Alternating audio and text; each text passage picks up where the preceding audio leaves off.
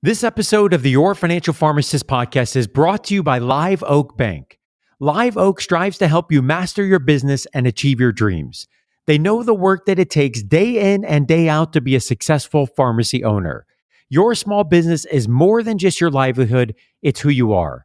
Live Oak Bank offers loans and financial solutions nationwide for pharmacies, and funding your business is just the beginning of the relationship.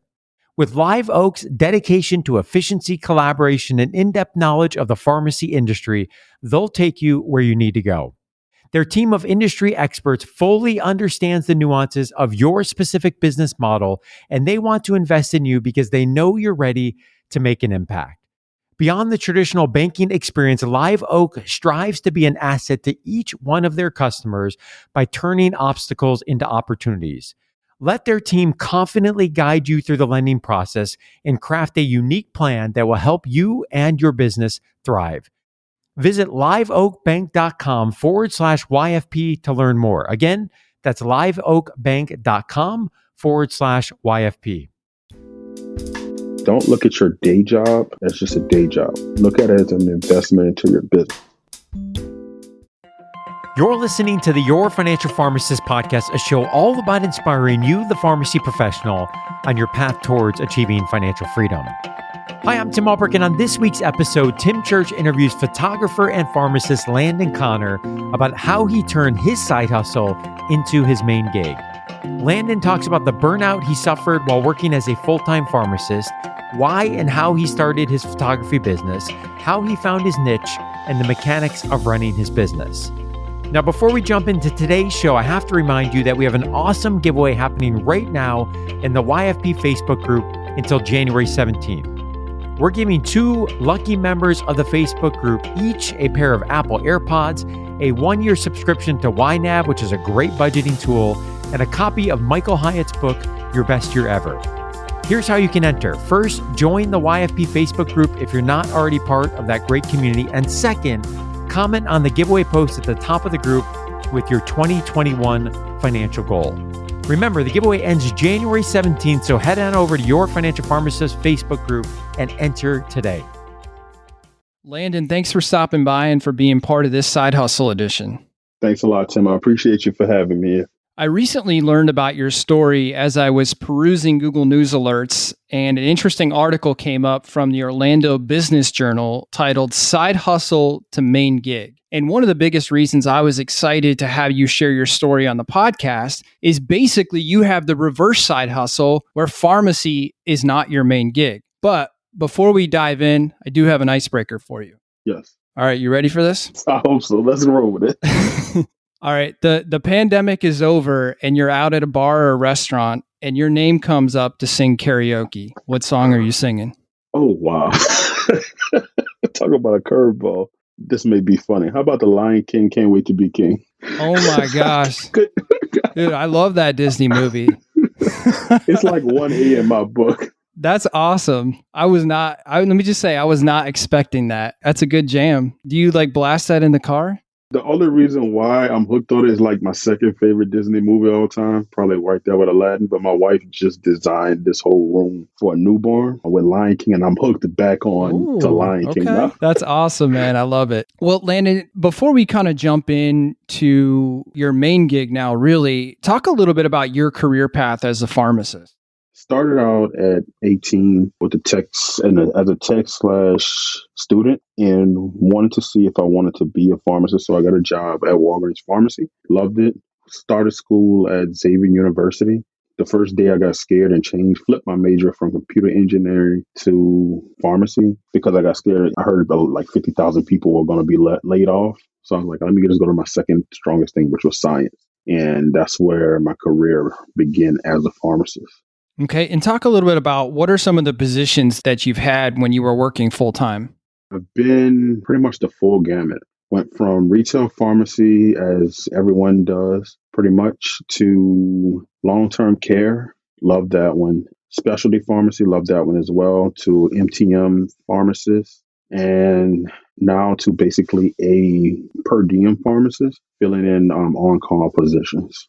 Now, obviously, to where you got to that point, going from full-time to per diem, You talked a little bit about something in the article because at some point in your pharmacist career, that initial vision you had when you were training, you were starting out as a pharmacist, that changed. And in the article, you mentioned that you had been diagnosed with extreme stress related to your job and were quoted as saying, as a result of this, my vision became blurred, memory loss occurred, as well as pains all over the body. The diagnosis made me sit back and think seriously, was it or anything worth the cost of my health? The simple answer was no. Yeah. Now, when I read that, I was really taken back because we're not just talking about, oh, I'm stressed on my job. We're talking that it got to the point where it was physically affecting you. So obviously, that had to be pretty severe in the position that you had at that time to get to that point. So talk about those feelings that you expressed and how did it get to that point? The feelings that it expressed, I was actually helped along. I won't mention her name because of the company she works with, but I was sitting next to this lady. We were really good coworkers and friends. She had mentioned her story to me years earlier when she was progressing in this company, going up the management chain. And it got to a point she was taking on so much. She got sick and she had to make a choice whether to keep working or keep progressing. And I asked her about that story and what would she recommend. And she said, Landon, if I could do it again, I would choose to take a break and stay away for my health purposes. So hearing that, I took that as a sign from God to say, you know what, choose your life, because you can always find a way to make money with an entrepreneurial mindset versus how we're taught. And pretty much you're a pharmacist too, Tim, where we go through school, we're in school all day. And when you come out, you still practice those similar principles. But after a while, you experience burnout. And that's where it was with me. It was just burnout. And can you elaborate a little bit more? Like, what specifically were some of the things that were contributing to that? And how long did that take to develop? I think it developed slowly, honestly. Going through life just recently, a new marriage, working all the varying types of shifts, 5 a.m. shifts, 10 p.m. shifts, then going from working early in the morning, maybe to a photo shoot that evening, and then just constantly repeating those cycles finally caught up to me. Not being able to take vacations when you want it, or when you need it, rather, not just want it, per se, when you needed it. And just going through that is accumulation. Then you just start feeling the headaches, you start seeing a double vision. Sometimes memory loss where you don't even remember verifying certain things because you're under that amount of stress. You think you're keyed in, but you're not. How did you get to the point where you said, you know what, I've got to transition. I have to do something to get out of this situation? It's sitting back, taking a look and starting to organize your life. I'd be lying to you if I say being debt free except for the house didn't matter, because then I can start to organize, hey, it takes this amount per year to live. And then you break it down into monthly cycles. You know, living in Florida, your bills may be a little bit higher due to the summer weather. Then in the winter, you can dial it back. So you kind of average, put everything in perspective. And you don't have your credit cards that you have to pay, the bills you have to pay. And that helped. So obviously that setting yourself up in a good financial position allowed you to make that transition, it sounds like. But one of the things that I wanted to ask you is, while you were working full-time as a pharmacist, your side gig at that time was photography. Yeah. And so before that became your main gig, how did you become interested in photography? I think that's interesting because the last time I checked, that was not an elective in my PharmD program. I don't know if it was. Where was it, Xavier, that you went? Yes, that was definitely not an elective. I tell you the honest truth. Yeah, I was sitting at a desk working specialty pharmacy, and I kept saying the same thing over and over again. I was like, man, it sounds like I'm basically just saying, you want fries with that? And I was like, God, you got to have better for me than this. And then one of my best friends back home in New Orleans, Calvin Gavion, called me. He told me how much he was making doing wedding photography. And I said, no way, dude. He's like, I promise you, man. And I'm like, fine, cool. I'll pick up a camera and do the same thing. But it was so much more than just picking up a camera, shooting a wedding. I found my personal niche in headshot photography. And that grew into branding and marketing a person, because the joy that I experience meeting that person one-on-one and attacking those internal insecurities, rather, And watching them heal in front of camera was just golden. Knowing that you could, in a power of a millisecond with a click, this person's whole life can change. So, Landon, your friend Calvin reaches out and says, "Hey, you should try this out because I'm making great money and it's an opportunity for you to do something on the side, not knowing it would eventually become your main gig." But you talked about something there that I think is really important and really stuck with me, is that you said you had the opportunity to learn other people's stories and to help them get to a point where they weren't so insecure about getting even just a simple headshot. Talk about that. I'll make it relational. Like whoever may be listening to this, you go back into to your kindergarten ages, and you get your mom or your dad, and they think they're doing the greatest thing in the world by having you take kindergarten photos. Most kids don't want to take them. Or you're being bullied in school, or that one person in life tells you you're not beautiful or you're not worth it. And you carry those insecurities with you throughout the rest of your teen years, your adult childhood years. So once someone steps in front of camera, they're carrying it like, I'm not photogenic. I'm uncomfortable in front of camera. And I say that's 99% of the people I shoot. They tell me that they don't think they take great photos and they don't value themselves. And once I meet them at the corner of that insecurity and just give them small coaching tips and walk with them through, is like, hey, you're beautiful, or you're debonair. Who told you that lie? And they pour out their heart to me. I can give you a couple stories if you want.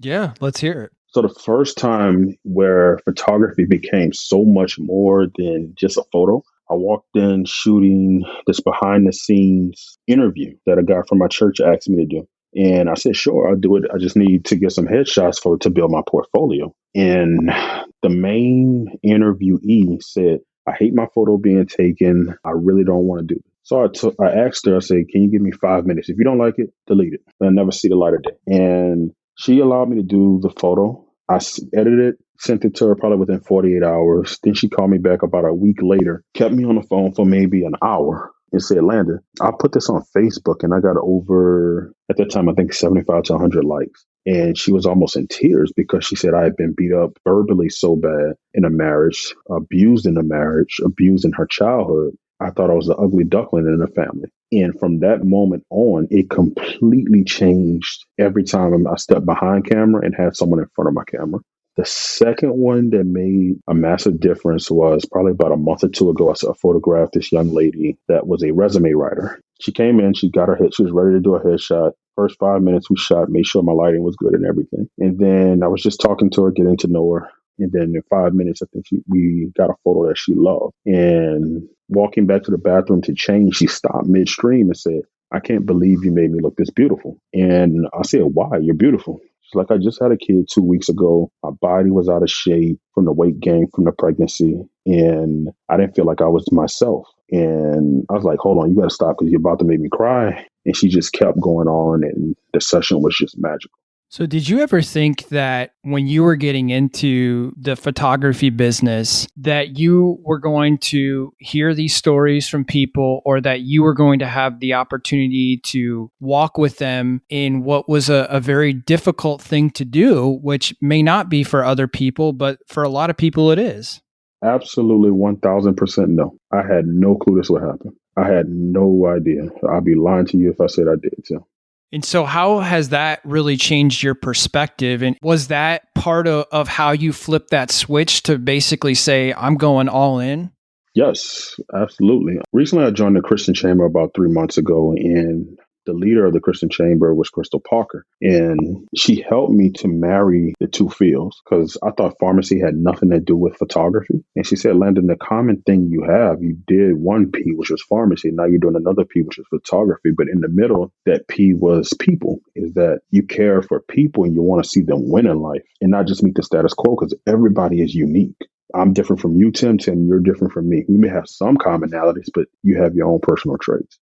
I think it's just amazing the work that you're doing, because it goes beyond just putting images on a website, on a social media account. It's driving a lot of impact and helping people get to a place where they're comfortable with themselves. And I mean, I think that's huge. It has to really give you that warm and fuzzy feeling inside. It does. But you want to know something, Tim? I was scared as I don't know what to share people's stories initially. I really battled with that because let's just say if I took a photo of you Mhm. and you shared something personally with me, I say about a year and a half ago, I would just had a great time working with Tim and he was excellent to photograph. That tells the viewers nothing. Mhm. But sharing those stories, it makes it so relational. Just like I shared with the lady that was mentally and physically abused in a previous relationship, or with the guy who was molested at a young age, those type of things. I don't have to put the molestation, but it's a sense of rejection from another person's perspective, and they make it totally relational.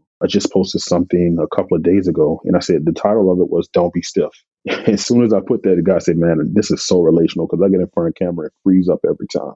How have these stories that you've collected from the clients during the photo shoots, how has that helped with the marketing of your business? It's humanized it because when you see those headshots, you see a healed person. You don't see the person that looks like everybody else. You see that actual person. If I photograph Tim, I'm not shooting just for Tim. I'm shooting for Tim's audience. I'm shooting so they can meet who Tim is, not just the smile Tim. That's not you.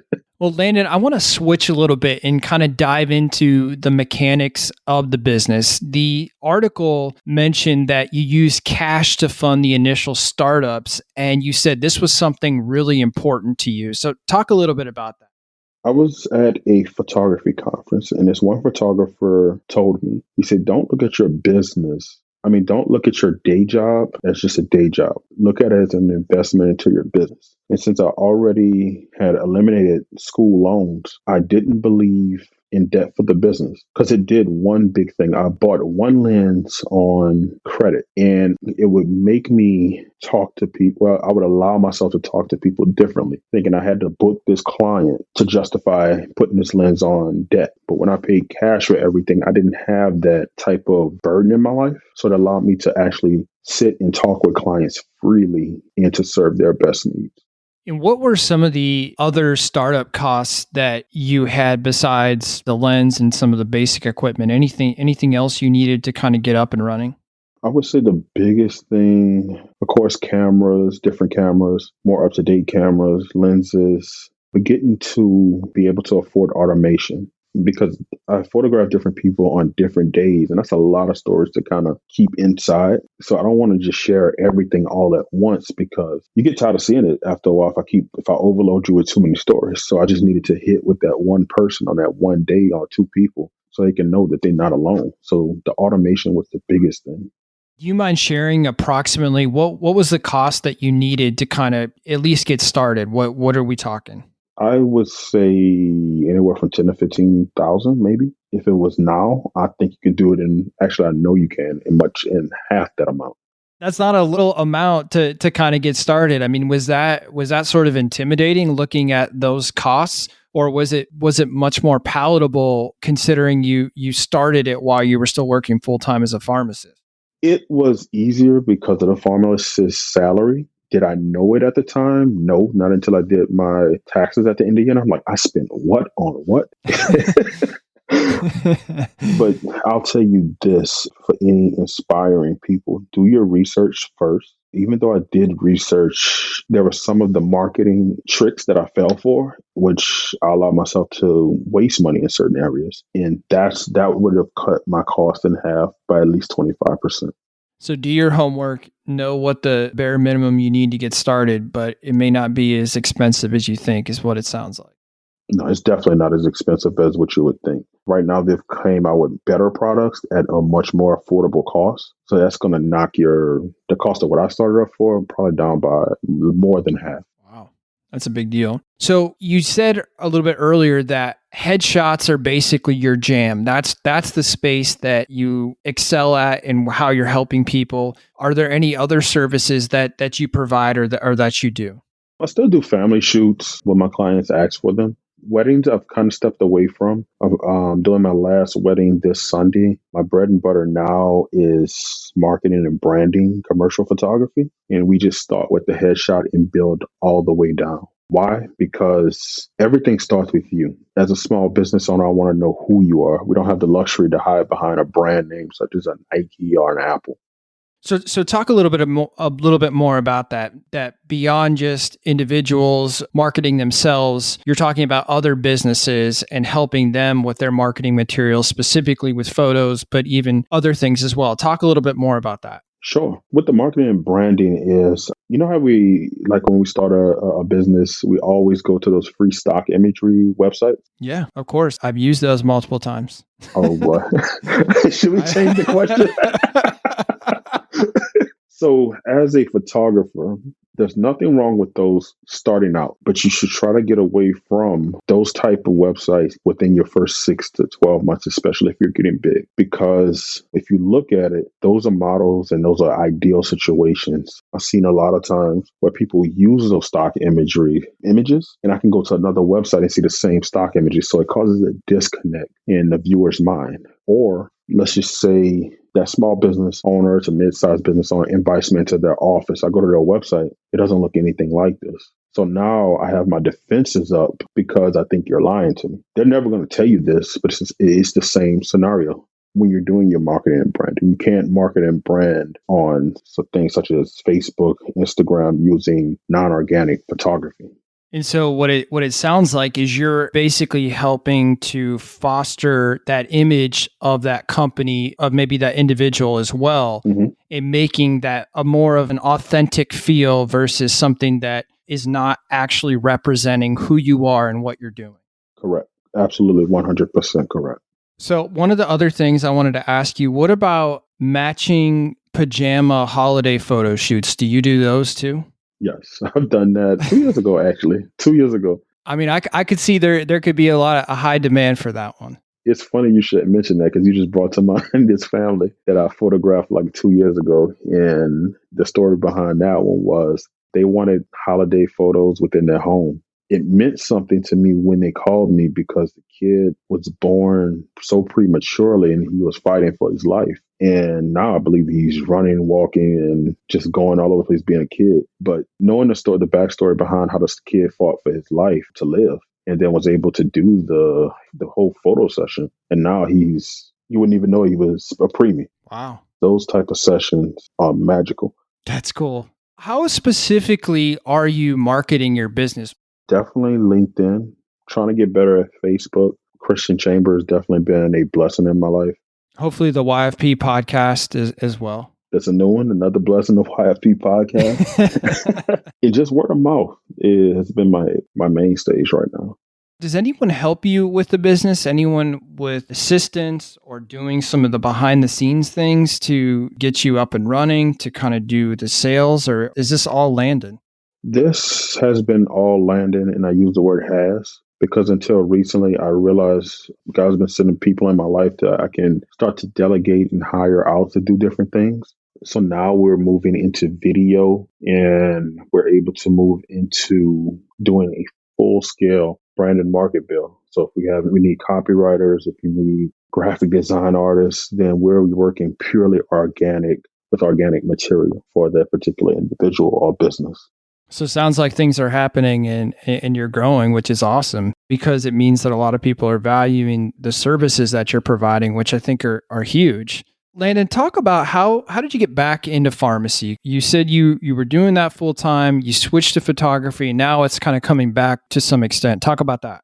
I got back into it because COVID did put a kind of damper on the business for a while. That and the house note was the only debt that I had that's left to pay off. And then when my wife's health, with her being diagnosed with MS, I had to provide even when you don't have a constant income coming in as a entrepreneur. So doing those on calls, maybe 1 to 2 times a week, it does keep a constant flow when I don't have clients that's coming through. One of the things that often comes up is how do you even consider a side hustle with a full-time job? People talk about in the YFP Facebook group, they'll message me on LinkedIn, they say, how do you do it? How do you work full-time, have a side job, and also maintain your family, your relationships, and do it all? And so how do you do it?